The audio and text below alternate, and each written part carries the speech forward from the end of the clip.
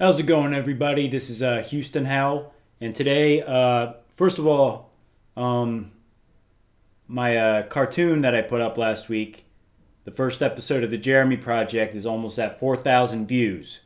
So I'm very happy with that. I mean, that's not a big deal if you're watching PewDiePie videos and he's making millions, but for me, that's pretty damn good. I'm very happy with it. A lot of people liked it. A lot of people were confused by it, which was my intention.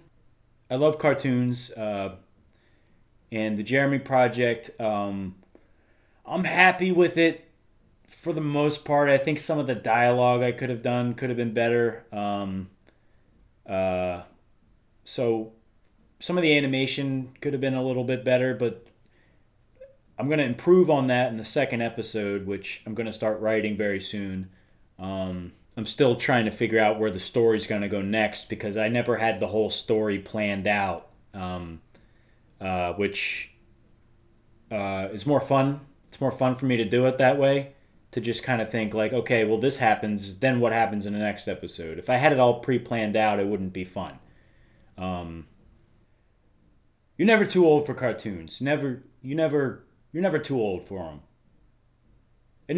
There's never an age you reach where it's pathetic to still watch cartoons. I don't believe that. But I could be wrong. Tonight, I figured I'm just going to do a video where I talk about my animation, my favorite cartoons. So, let's go. And this is my biggest influence for everything creatively that I do. It's a cartoon called Ren and Stimpy. And I remember being a little shit. And if I wasn't home to watch Ren and Stimpy, I'd throw the biggest temper tantrum. I had to be home to watch it. I'm sure people that put me in situations where people wanted to strangle me as a kid. But I didn't give a fuck.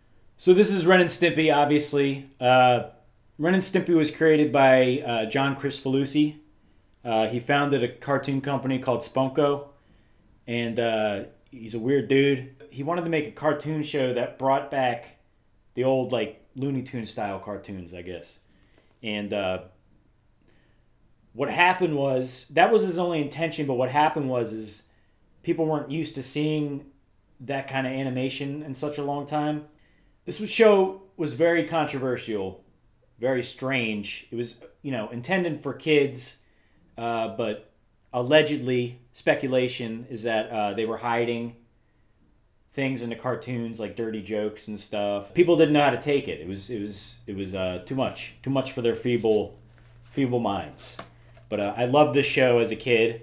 I still watch it and I still like it. Nickelodeon ended up firing John Kricfalusi from the cartoon after the second season, and they hired new animators to take over it, and it became a big giant pile of hog shit. South Park. Now, South Park, this is the cover of the South Park movie, but I remember seeing South Park when it first came out, and it was really done. The first episode was actually done with cardboard cutouts. Now they do it with computer, but I thought it was so cool. And for back then, I was a kid. It was so outrageous. I couldn't, I'd sneak into my room and watch it on TV, and hoping that my parents didn't know I was watching it, and not that they cared, but it was so extreme, like the first season had Mr. Hanky, and who was a turd dressed in a Santa hat, and these days, this day and age, that's not that outrageous, but back then it was. And the thing about South Park is the first two seasons were just, it was really crude and it wasn't really that funny. It was just more like outrageous. But what I love about South Park is that, it just got more intelligent as the years progressed. And, I think it started the third and fourth season. You could tell like the writing was getting better and it was getting a little bit more topical. Now the show is written very well. I think they're some of the best writers on TV. I mean, they can tell really good stories. Now, I went to see this movie, South Park Bigger, Longer, and Uncut, with my dad. And, he had no idea what South Park was. And he didn't know it was going to be R-rated. and as extreme as it was. And I remember he laughed his ass off for the first half of it, and then he walked out of the theater because he couldn't stand all the like fast talking and high pitched voices and stuff. It was a generational thing. He had to walk out of the theater because he was getting a headache. But I remember this being really shocking when I saw it because I was a kid and I thought it was the most shocking movie ever made. Nowadays it's pretty tame. Space Ghost Coast to Coast. This was came on when I was a kid, and I remember just flipping through. It was on the Cartoon Network back then, on like 12 at night, and I remember seeing it, not really watching it, and just thinking it was just awful, and like the animation was just like stock animation from a '60s Hanna-Barbera cartoon, Space Ghost, which was supposed to be a serious cartoon back then. But what they did is they took stock footage from the cartoon and used it to make a fake talk show, and it looked so crappy. They had like the same 5 animations for each character, and they just loop it over and over again. But the humor was so strange and so weird. I'd never seen anything quite like it on TV. So this was mind-blowing to me, and I still like it, still watch it. A lot of the writers on this show ended up starting Adult Swim from this, and 2 of the writers, Matt Malero and Dave Willis, ended up doing their own show, which brings me to my favorite of all time, Aqua Teen Hunger Force. This came out a couple years after Space Ghost. I think Space Ghost had been canceled by then, but I remember it was really late at night on a Sunday, and I was flipping through channels, and I was really tired. And you know how sometimes you get really tired and you get really giddy.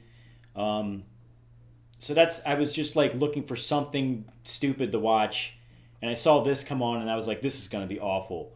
And after I watched it, I had never laughed so hard in my life, and the humor was like the kind of humor that I thought was funny, but I'd never seen it on TV before. It was just, they're supposed to be these superheroes or whatever, and they live in like New Jersey in some crappy house, and each episode, there's so much going on in every episode. First of all, the episodes are like 10 minutes, but there's so much going on in every episode that you can watch it again and again and catch new jokes and stuff of that nature. So I love this show. I love the writing. After like the 5th or 6th season, it started to go down, I think, a little bit. They should have ended it after the 5th season, but I don't know. What do I know? I make these stupid videos, so I don't know much.